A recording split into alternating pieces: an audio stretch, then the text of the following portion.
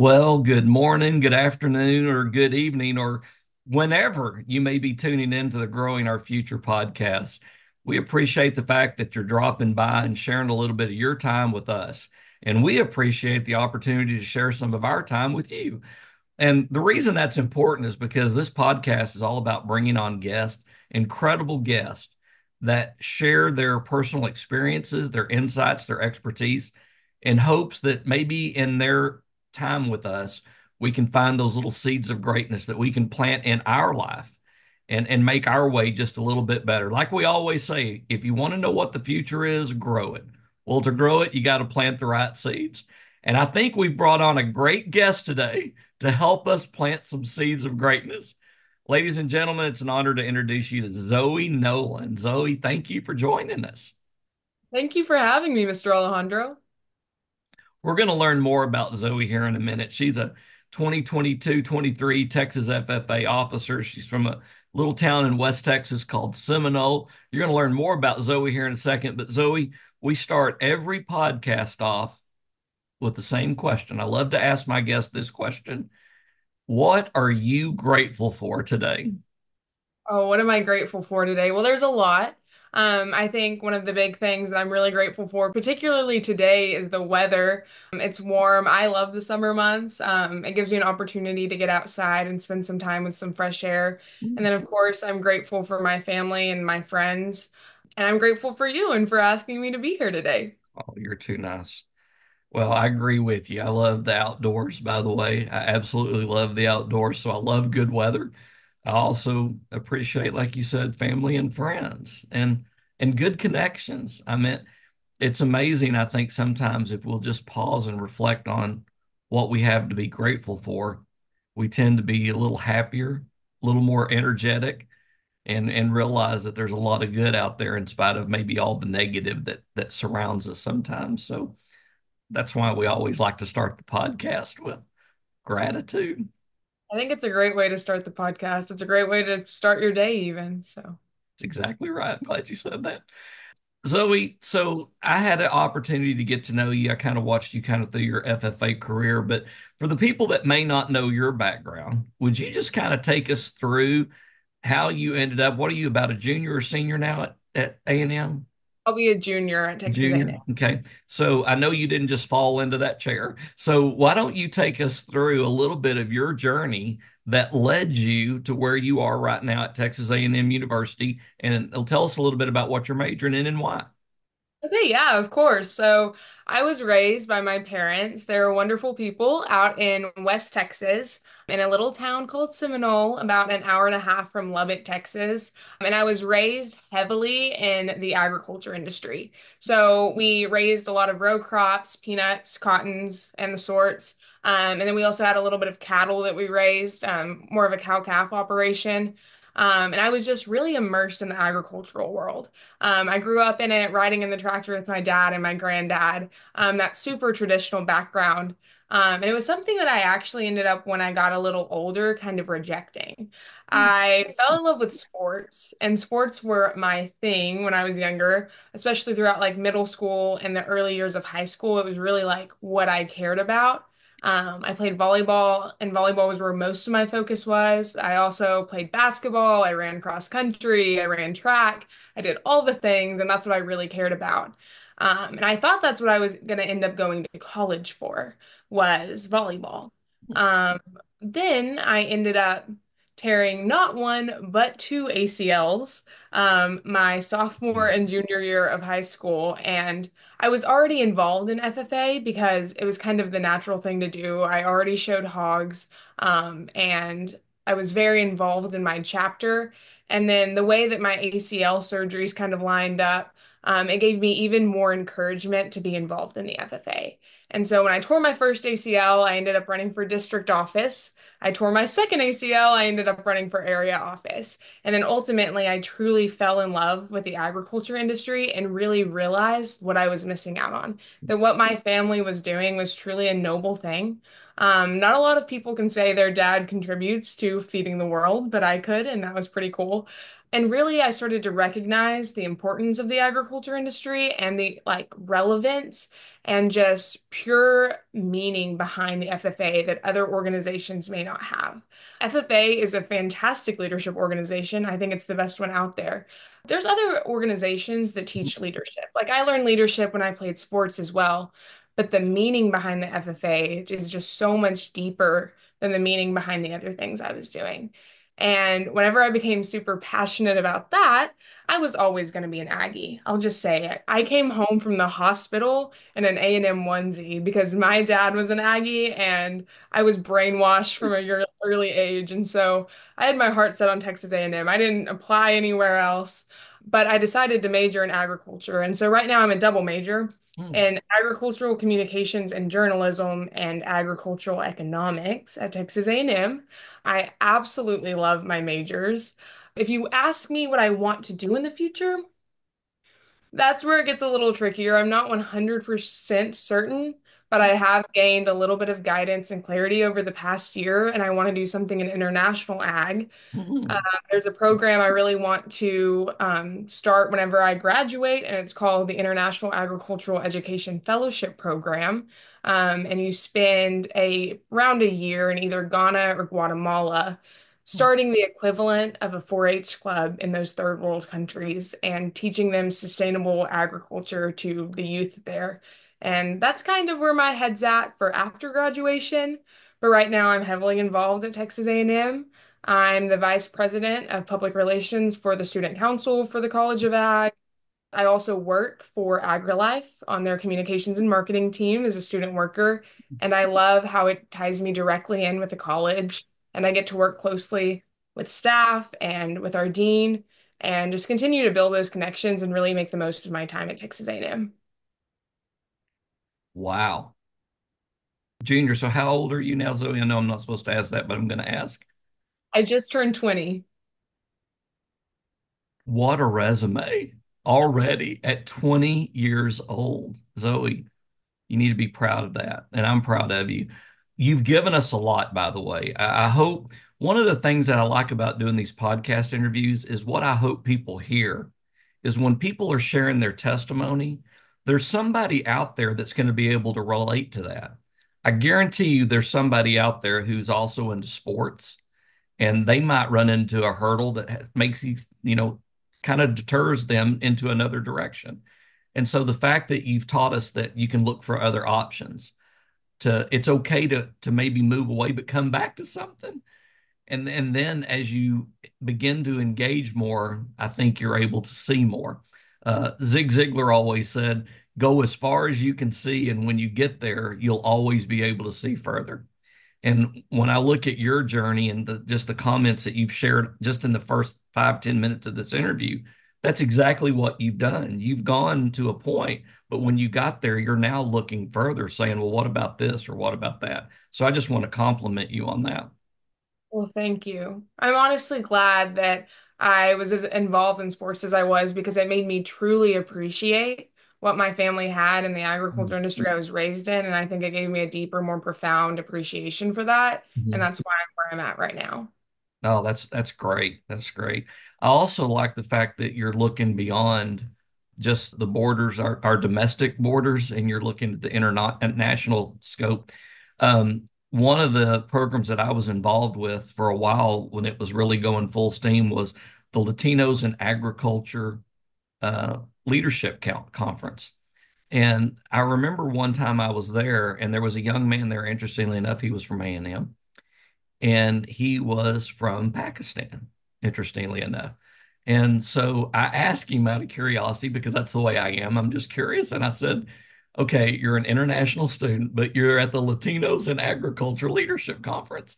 And he said, I'm always looking for opportunities to find out more about what's going on around the world.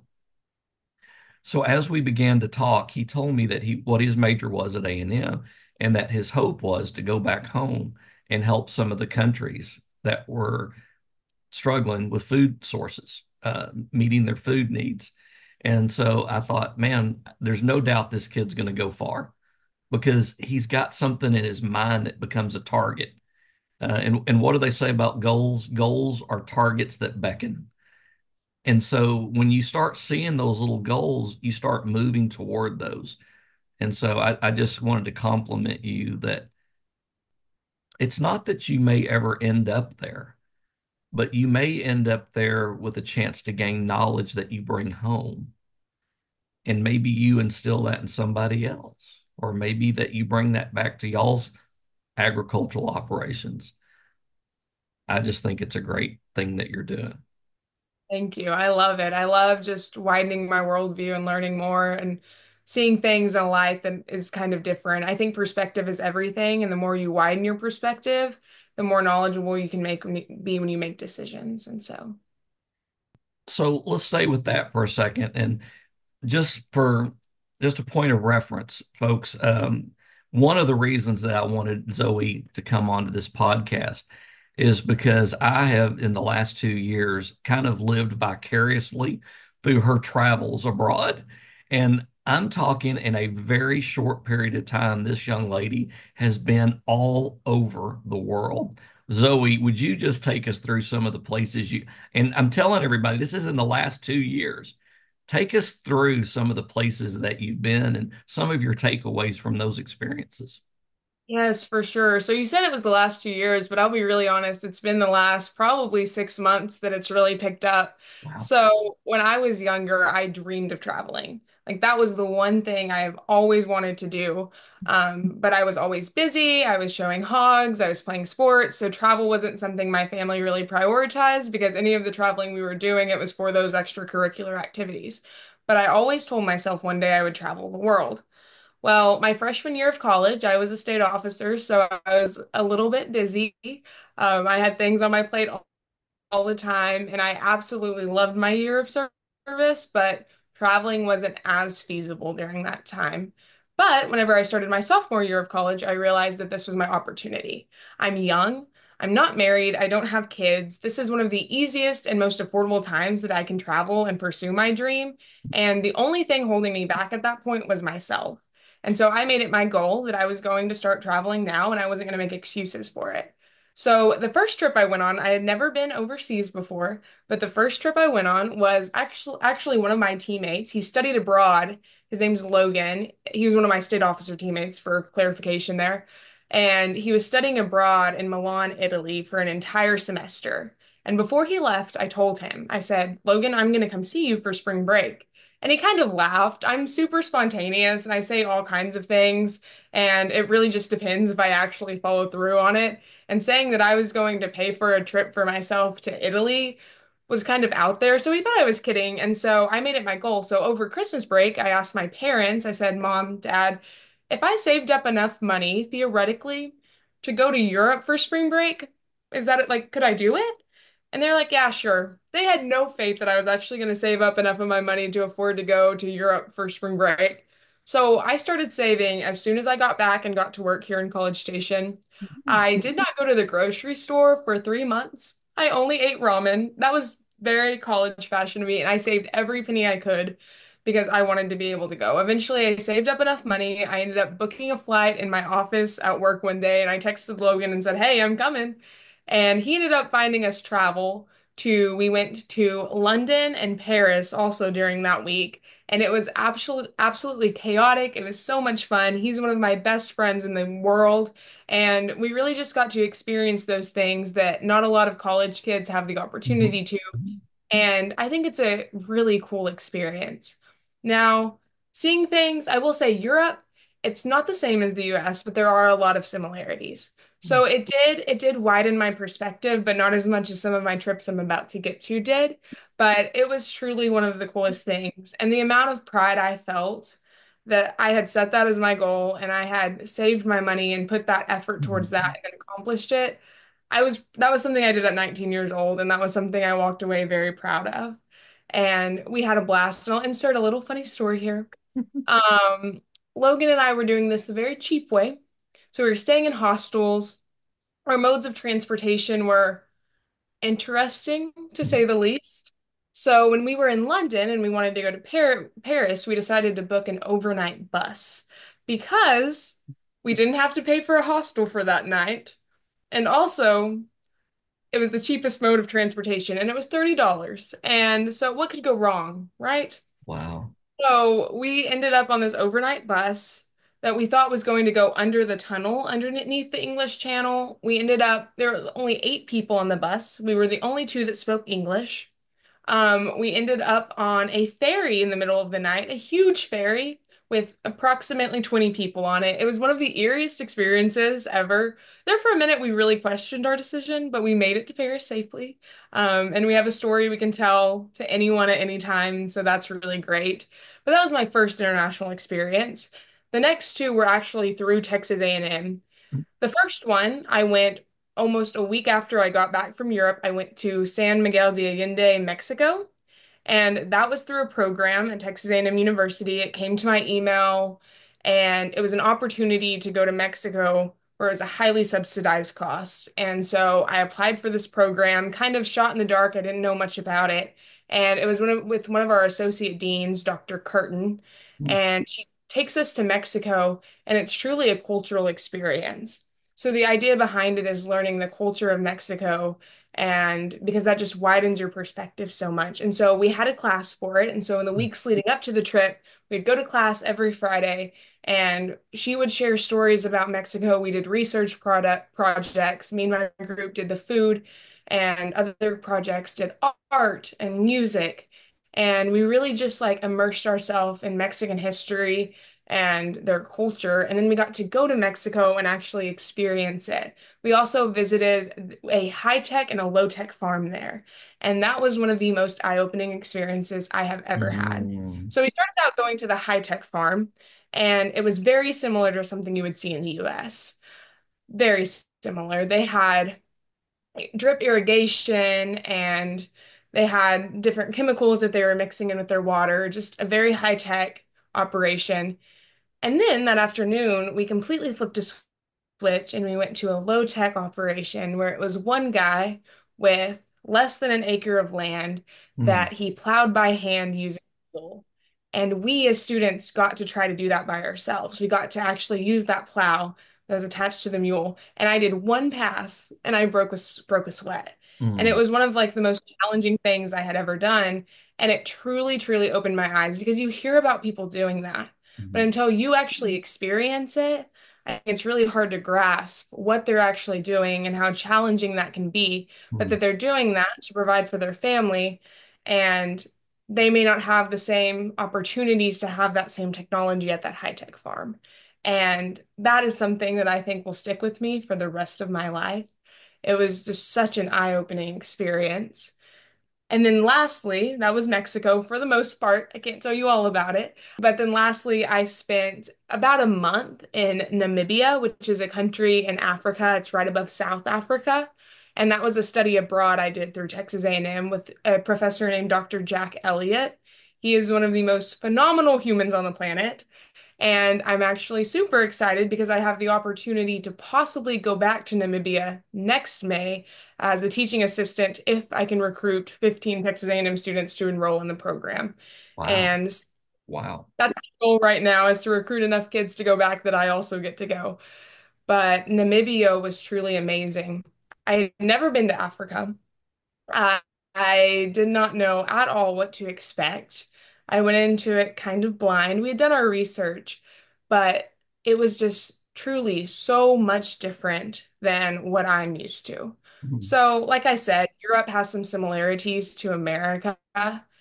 Africa, Africa does as well, but it's a much less similarities than there are to America than there are in Europe. And so while we were there, it was just amazing to see the slow pace of life that they have. And it was just everything is This so is in much, Africa? yes. Okay. Okay. It was just so slow. Everyone, there wasn't as much of a hurry and a bustle as you see here. And then Why? one of the, Can I ask you why? Why do you think that it was that way? go ahead. Why do you think it was slow?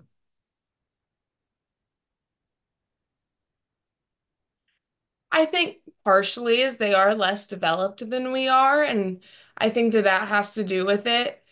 A lot of the people it was also heartbreaking because the distribution of wealth in Namibia is actually very extreme, and there is a very high percentage of the population living in extreme poverty. And you would just see students just walking to school and people outside sitting at booths selling their craft. And it just here, there's just so much corporate work and hustle and bustle to get to the next place and the next appointment. And there, it's just a simpler time. And Mm, but the thing that was the most amazing about it all mm, was they all had smiles on their face. They weren't upset that they were in that situation.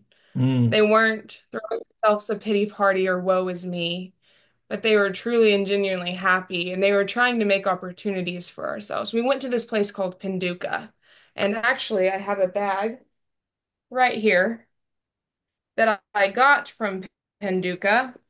And what Pinduka is, it is a group of women who they don't have as many opportunities to work in Namibia. And so it's a group of women who came together, created this place called Pinduka, and it's where women can come to get a second income for their families by doing their crafts. And that might look like hand embroidery, like the bag I just showed you.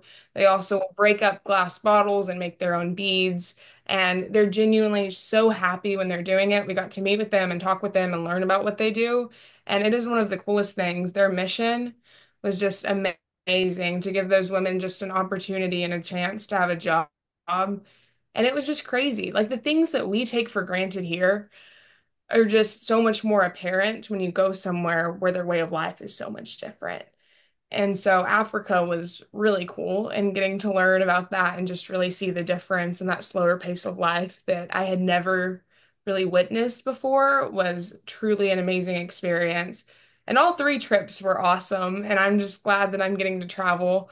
I don't think there's a good reason for me to say no to an opportunity to go abroad right now. mm. And in the future, things could be different. So I need to take this opportunity while I can and jump on it and act on it.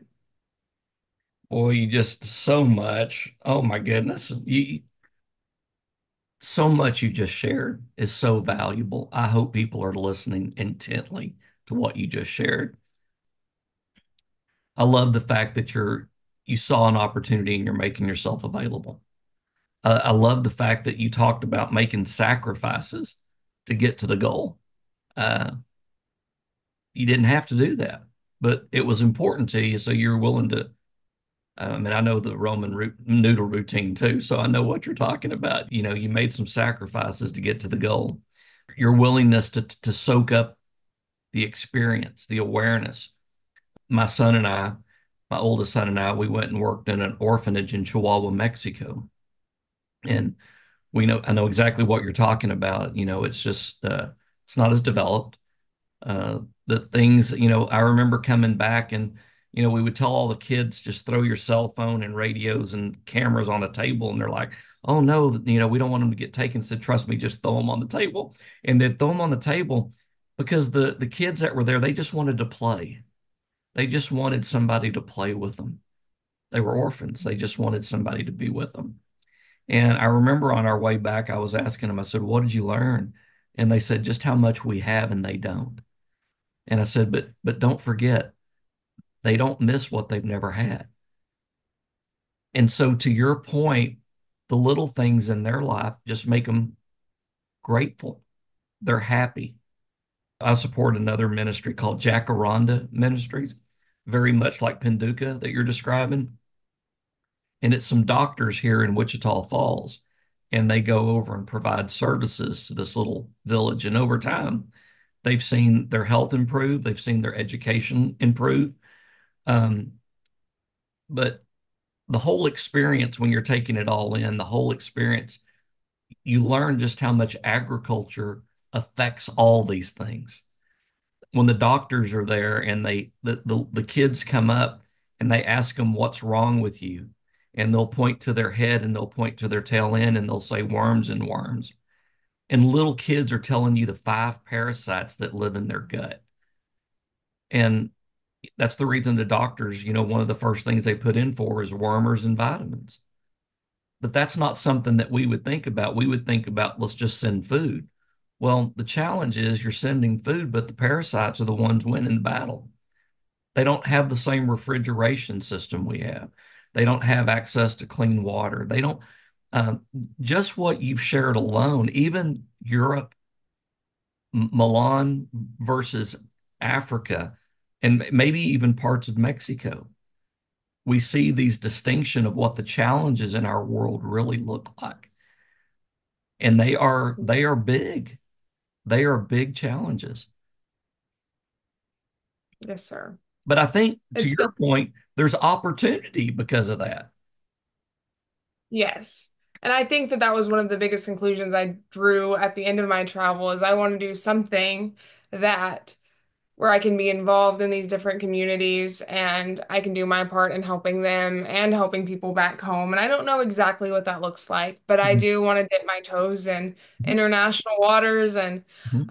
really just learn with them and grow with them and continue to develop my perspective. And I think now again is one of the only times I can do it. That's why I'm looking to do something international as soon as I graduate because I think this is the prime time where I don't have a family to worry about. It's just me. And I'll miss my mom and dad and my grandparents if I do it, but I think this is the best opportunity I'll have, and you got to act on it when you get an opportunity like this. Well, I'm proud of you for doing it, and I think you're absolutely right. And I appreciate the fact that you're willing to share. I'm also appreciative of the fact that you're willing to pour this into other people, because somebody may be listening right now in a classroom and their mind is now saying, wow, maybe I can do something like that. Maybe I can travel and have those experiences. And by the way, it won't matter where you go. I mean, I've talked to people that have been to Australia. I've talked to people that have been to Iceland, to New Zealand, to Greenland, um, obviously Africa, South America. We've had state officers that have gone there. It's the fact that we get to see beyond this fact we get to see beyond our block. It's the fact that we get to see beyond our city limits. We get to see beyond our county line, beyond our state line. I mean, I've been in every state in the country except for Alaska.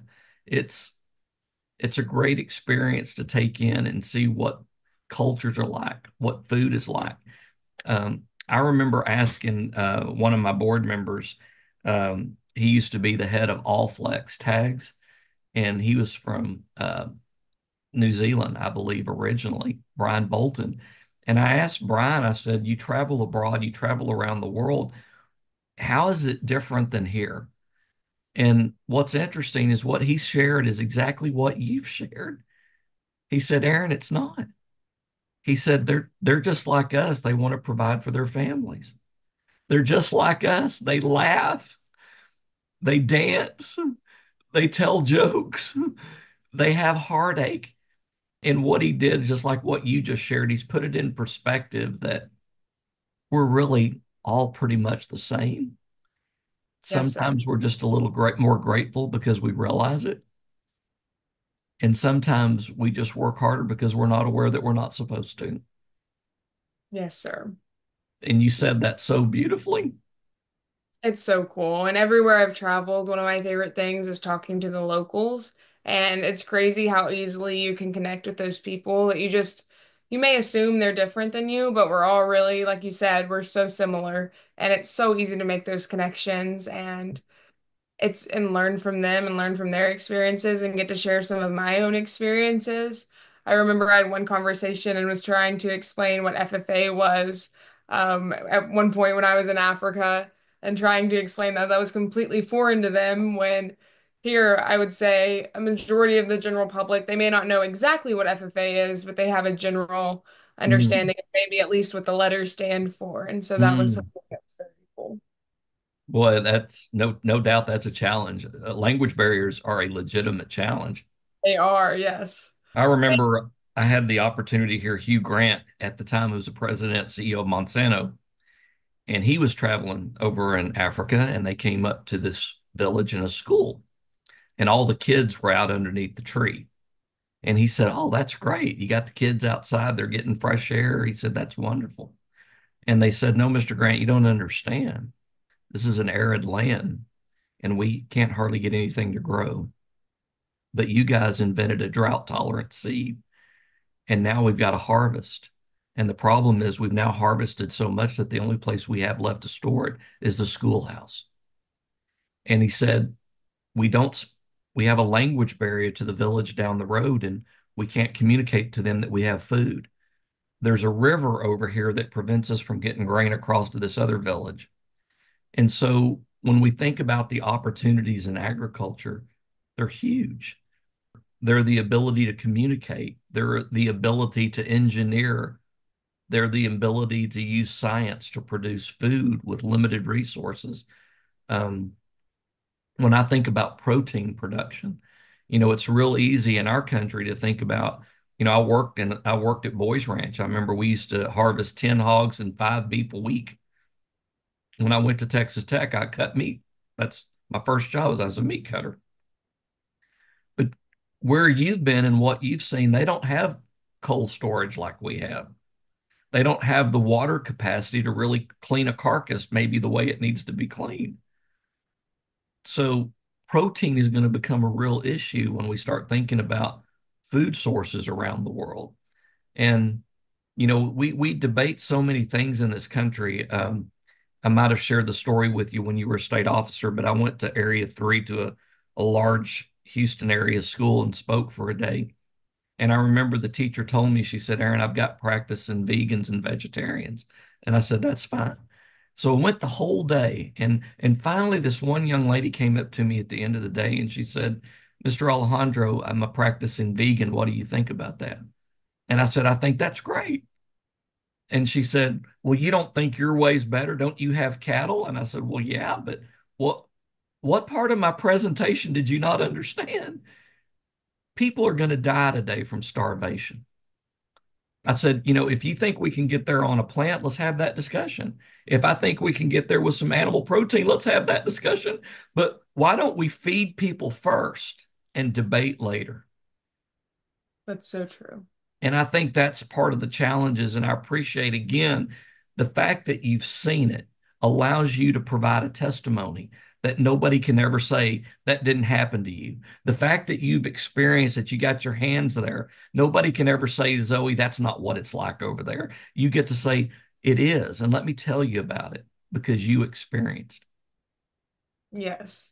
I think one of the coolest things about that and about what I've really learned is that I grew up in an agricultural background and I never thought I would come back and be involved in an agricultural Mhm. background. That's just because I thought I had to be working on my dad's farm or working with cattle in order to be involved in agriculture. But I've learned, and I knew this before my travels, but it's even further solidified just how diverse the opportunities in agriculture really are. Yep. It's like I have this passion for travel and international experience, and I have this passion for agriculture. And there are so many different jobs that I can pursue that intertwine those perfectly. And had you asked me that before my time in the FFA, I would have thought that you were absolutely crazy if you told me that. And I would have thought there would never be a way that I could intertwine international experience and agriculture. But they're two peas in a pod, and the opportunity is truly endless because the whole world needs to eat. Mm. You have no idea how much I appreciate what you're saying. I've had kids, by the way, state former FFA members that were through our ambassador program that applied for internships and stuff. And I remember on more than one occasion, I've had them come back and say, I'd like to do this internship, but I have this opportunity to travel abroad. And I remember telling them, then you're not working for me. And they would be a little shocked that I would say that. And I'd say, listen, I love the fact that you want to come back and serve. But if you've got that opportunity, I really need you to go experience it. I need you to go take it in because the value that you're going to bring back from that experience is going to be far greater than any experience that I can give you through the foundation. Even though they're great experiences, don't take me wrong, that is a very unique experience, and I'm just so glad that you've had it. And again, that's the reason why I really wanted you on this podcast is I wanted you to share that, and you've done it, and you've done it beautifully, by the way. You've been very articulate in the way that you've shared it. You've shared it with clarity, and I'm hopeful that the students and the teachers and the guests that are listening are really going to be able to assimilate the value of what you've just shared because it's really good. Thank you. All Yeah. right, so let's talk a little bit. You've already see, I was going to ask you about opportunities in agriculture. Well, you've covered that.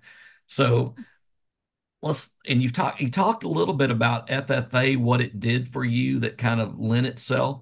I mean, I would just be curious, what skills did you learn in FFA that you're learning, you're still using today and that you applied when you were in a foreign country? Perfect. Yes. So the FFA is a really cool program. We all know this. It's a CTE program and it offers you a ton of skills. I wasn't somebody who really learned those hands-on applicable skills like welding or anything like that. That wasn't my cup of tea. For some students and for some FFA members, that is perfect. That is awesome. I wasn't into that kind of thing. And so I think that's part of the reason I was kind of initially deterred from the FFA, but little did I realize that I actually learned a ton of skills in the FFA that I may not have initially recognized that have led me and shaped me into exactly who I am today. And I think really those are the leadership skills, the grit, the humility that the FFA taught me. And so leadership's a big one. I served as an officer in different capacities. And that really gives you an opportunity to learn how you yourself can be the best leader and what it looks like to be a good leader and to put members first and others first and to have that selfless attitude. Grit is probably the biggest thing I think the FFA taught me. I was always the bridesmaid, never the bride. I got second at state and so many different things. And I think it can be really easy to let that discourage you and make you want to give up. But it's taught me grit like no other. And that has meant the world to me in my college studies, in my travels. It took grit to eat ramen for 3 months and to really stay focused on that goal. And the only reason I knew how to do that was because I learned it through the FFA. Because I would set these goals in the FFA and I would have challenges and I would have hurdles and things would come up as roadblocks, but I just continued to persevere. And I had my ag teachers, I had my family, and I had my friends to encourage me. And ultimately, I learned that you can't give up. And sometimes, even if you give 100% effort, you may not win. And that's okay. And I think that's where I really learned humility. You don't have to be the best because as long as you gave your best and you know that and you can confidently say that, that's really all that mattered. And so I think those three things are some of the skills that have really helped me, not only in college, but in pursuing my dreams in other capacities like travel, because they're important and they're important for anything. And I learned those three skills not in my literature classroom, but in my ag classroom. And it's something that I think I will carry with me forever. And I am eternally grateful that the FFA taught me that. Wow. What else can I ask? I mean, you're just Anything. you're providing all this incredible wisdom. And I can't wait to see where you end up. The want to that you have, the willingness to think outside of the box, the willingness to bring that grit to the table, the fact that you're a happy person, that you're a grateful person, you don't have a sense of entitlement. You have a sense of, I want to go out and do something good. All of those things, I just cannot wait to see where you land because I think we're already very proud of you. I know your mom and dad have got to be, and your grandparents. I can't wait to see where you end up and the difference that you're going to make. You're already making it. I mean, hope you and I have no idea. Mike Rowe was on the podcast, and Mike Rowe and I were talking, and I like what he said one time. He said, they call us broadcasters in the world of multimedia, and he said that's an agricultural term because broadcasting is what farmers would do with seeds. And so when I thought about the podcast and growing our future, that's what we're doing. We're broadcasting your incredible insights. We're broadcasting this hope of opportunity. We're broadcasting the blessing of what we have in this country. And so, thank you so much for all that you've shared. It is incredible. Oh, thank you. That means a lot. I can remember being younger and looking up to different people, state officers in the FFA, and thinking I could never do the things that they're doing. And I want anybody who's listening who might be younger than me, yes, you can. Don't let anybody tell you you can't. It's all up to you. It's all up to your mindset. And like I said earlier, just having that grit to keep trying. If you fall down, get up again. No goal is too big. And if you don't reach your goal exactly how you planned for it, it means God had a greater plan and to set another goal and to keep on getting up and trying. And so that's the only reason I'm here where I'm at today is because I've had people who supported me and I dreamed big and chased them as hard as I could. So, Well, we're going to end on that because that is really good. So, but you do get one last fun question. All of my okay. guests get one last fun question. I'm just curious, Zoe Nolan, what is the best concert you've ever been to? Oh, that's hard because I just went to really two good ones this summer and it's like a tie. I went to a Zach Bryan concert last week actually, and it was phenomenal. I've been a Zach Bryan fan for years. Before he even blew up, I've been a Zach Bryan fan.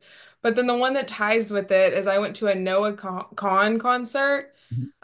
Kind of like country indie. I don't know how to classify him, but I'm a huge fan of his music, and I went to one at the beginning of the summer, and it was like outdoors in an amphitheater, and just the vibes were immaculate.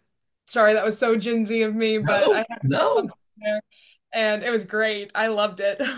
I got to tell you, asking that question to the people that I've had on here, the scope is unbelievable.